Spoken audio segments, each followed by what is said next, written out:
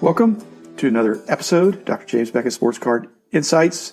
Excited to announce what you already know if you saw the description of this podcast. I'm interviewing Tracy Hackler. Been looking forward to this for a long time. Tracy and I go way back. In fact, we go way back and way back and way back. We've had several stints of working together and working in the industry in different roles, both of us. So looking forward to hearing, allowing you guys to hear some of Tracy's story that I'm aware of, and maybe I'll learn a few things of what's gone on, especially in the last 14 and a half years since I sold the company. So again, welcome, Tracy.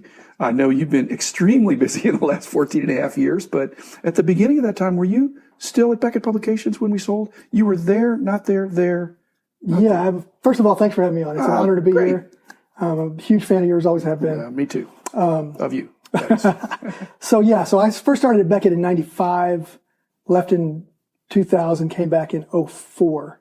So I was there when the second time I was there was right before the sale took place. Yeah, that was early 05, yeah. Exactly right. And did you come in as an intern, or were you doing? I did. Yeah. So Pepper, we had a great intern program. Well, Pepper Hastings and Tim Polzer had come up to North Texas to recruit. Yeah. Because they were starting a notes section for the magazine, and they wanted somebody who knew collecting and could put a sentence together. And I met with Pepper and Polzer that day, and I was lucky enough to land that internship in the summer of 95. And it was a kind of a dream come true. Tried to make the most of the opportunity. Summer ended. I got married. Internship ended. I went to work for the Downrigger Chronicle, covering high school sports.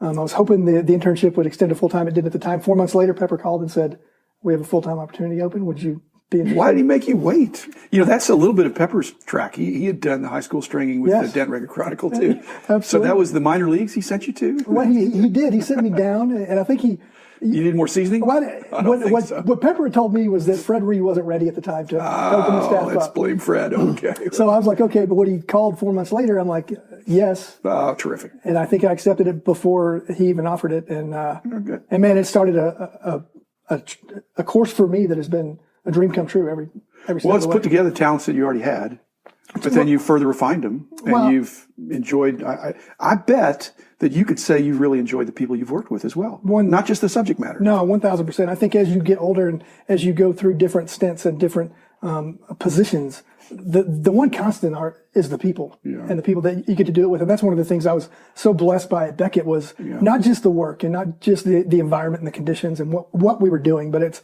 always more important who we were doing it with.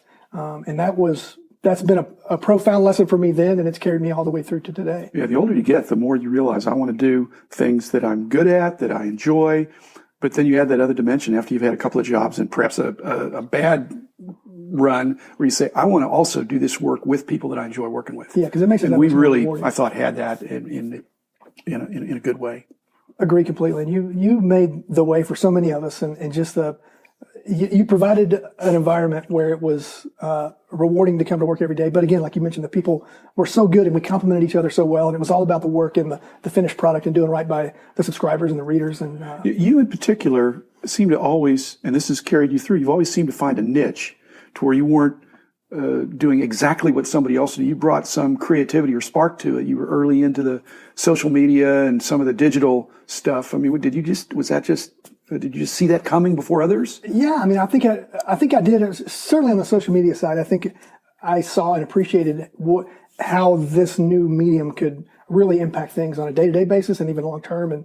But I think I've always tried to bring passion to whatever I'm doing. If I'm rewriting a press release on a 1995 baseball product or writing a Super Bowl story I've always tried to just put my all into it because I want to produce something I'm proud of, and always cognizant of the fact that it's not my name that's on the masthead. It was yours. Yeah, well, and so I want to make sure that you're okay with that as well. Well, you always did a great job. So I think it's just hard to see how, well, no, not hard to see, but I mean, you look back and you can see that so much of our interaction was either in person or on paper, pen and pencil, and pen and letters, readers write stuff. Mm-hmm. And now almost all that is digital, and most of who we might call friends are virtual friends. Yeah. So you've got a lot of virtual friends. I've got a lot of virtual enemies. I have a lot of friends too. But I don't pay much attention to the quote unquote virtual enemies. But yeah, perhaps more than any other development over the last 20 years, I think social media has really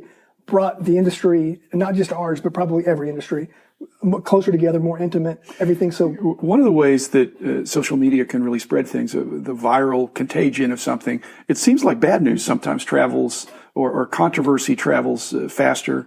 But I've never had the sense that you were throwing, the card companies have been accused over the history of occasionally being controversial or doing something, but it seems like you've generally tried to tell like it is. And in the long run, I mean, I think we agree. We probably cut out that same cloth that just do a good job, and people are gonna repeat good stories and bad stories. If they're true, they need to be fixed, and if they're not true, they need to die out. So. Agree completely. Yeah, positivity is what it's just how I've lived. The glass is always half full, and there are enough other avenues for you to get your negative news if that's what you choose to delve into. Right. But I'm gonna err on the side of positivity.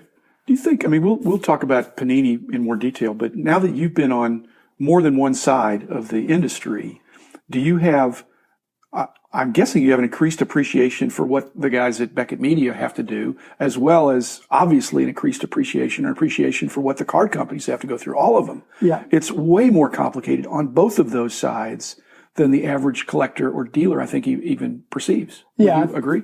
100%. I think if there was like this internship for all of us who could kind of work on both sides and see, it's revelatory when you go to the manufacturing side. I came from Beckett side, and I always had an appreciation for what went on there in terms of the diligence in tracking prices, in checklisting, everything like that.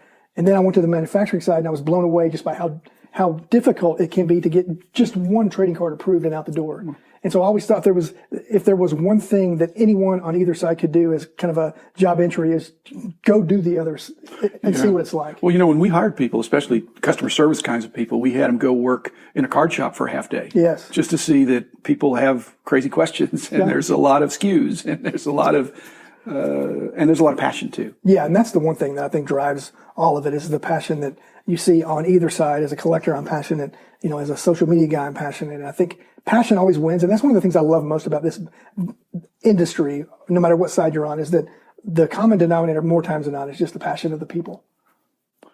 And is that, again, I think part of the dilemma of the card companies in basketball and football especially can be proportional to the quality of the rookie crop. Yeah, and absolutely. You're at the mercy of what's going to happen. And there's a lot of excitement at the beginning of the year, but not everybody pans out. And then sometimes you have some unicorns. And, people, Luca, who's our local guy. He's a unicorn. Not the unicorn. The unicorn is going to be KP. Yes, see about that. Right. He is, but he's an old 23. Yeah, he is getting old quick. Yeah, I always love the Kurt Warner stories, the guys that come out of nowhere, because that's what really will make a rookie, will send a rookie class to the next level. Is you know that Zeke is going to be awesome, but if you can get somebody to partner with him to come out, you're seeing Kyle Allen now, who had a big game for Carolina, and going back to social media, every reaction is so instantaneous now. Yeah. During the game, people are going to find his rookie cards, and it's going to send the value up. How much time do you have to spend personally on, because I just wonder, are you ear to the ground listening to the social media and then responding after contemplation, or responding immediately? I mean, there's so many voices out there, and you could have more than a full-time job just listening. Sure, absolutely. So how do you strike that balance? Well, I'm always listening. I'm always looking to see what people are saying. Are you talking about Twitter mainly? Or? Well, Twitter, Instagram, Facebook, our blog. I'm always looking to see what people are saying. There's some things you just can't answer. Some things you can't answer immediately. The things I can't answer immediately, I always try to do that, because I think people deserve that. Do you do like what we used to do in Readers Write, is that when somebody asked a question, we didn't always answer it because we were putting answers in the magazine that were helpful. But when a second person asked that question, or took that point of view, and okay, maybe this isn't a fluke. Is that kind of what you do? Because there's some crazy theories out there, but if you start hearing it if it takes on some critical mass, you need to. Yeah, is that kind of what you have to do? Yeah, absolutely. And the thing I always tell everyone, that whether it's on Facebook or whether it's on Twitter, is like, we may not always answer every question, but if you have feedback or criticisms of us, they always get shared with the right people. Well, especially if they're specific. Yes. These general criticisms or even general praise. I mean, I've said it's not very helpful. Hey, you did a great job. Well, how did I do a great job? What does that mean? Or, what does it mean? So, but I imagine you do get some specific praise and specific criticism too, because people don't see the whole picture.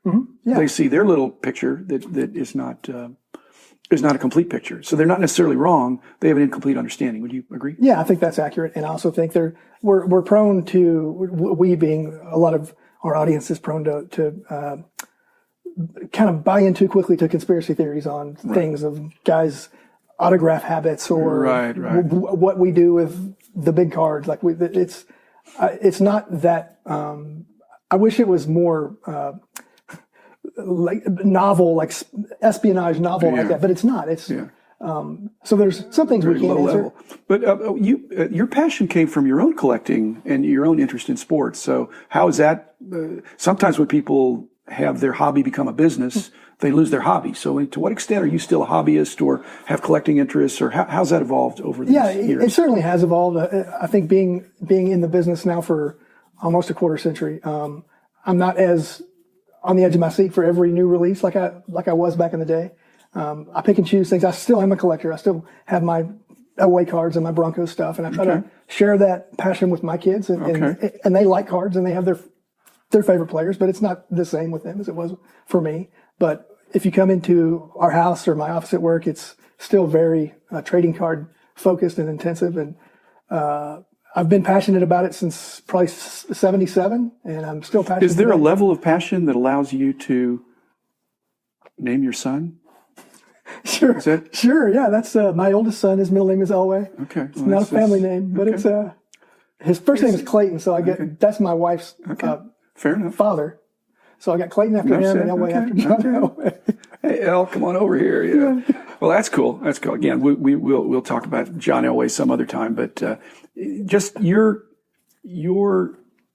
coming into this industry, do you have any regrets whatsoever? Oh man, because it seems like you've had a great ride, even though you've had some discontinuities or you've done it in a different way, because we talked earlier about that it wasn't linear. You kind of took, you went, which we were delighted when you came back. When we had people leave our employ, we certainly didn't try to burn the bridge, as you know, because we wanted people that we were very pro Moonlight, that people should be able to do what they want to do in their free time. And if they find a place that they think is better suited for them at that time or better for their family in some way, or they're moving away, well, then we're not necessarily going to have a party, but we're not going to be, and we will be disappointed, but we were delighted when you came back a number of years later. Well, I was too. You could jump right in, and we had needs. And again, your uniqueness and you probably, I mean, I don't remember, I've purged all my memory of salaries and all that stuff, so I'm not going to get into that. But the whole idea that you were coming back with some additional perspective and understanding would again be helpful to us. And I know you're not doing any trade secrets either way. It's just, but you know how the industry works. Yeah. And that made you valuable. And then it made you valuable when you went back to, actually wasn't back to Panini. When you went back, Panini was the new. Yeah, they kind of had taken over those. So it's sort of a different company. Yeah, it was. But you ask, I mean, I've been blessed ever since, and I know you shrug this off, but had you and your company not provided me opportunities, I mean, you've allowed me to achieve like professional dreams. And I know I don't want you to take that lightly. It's been incredible every step of the way.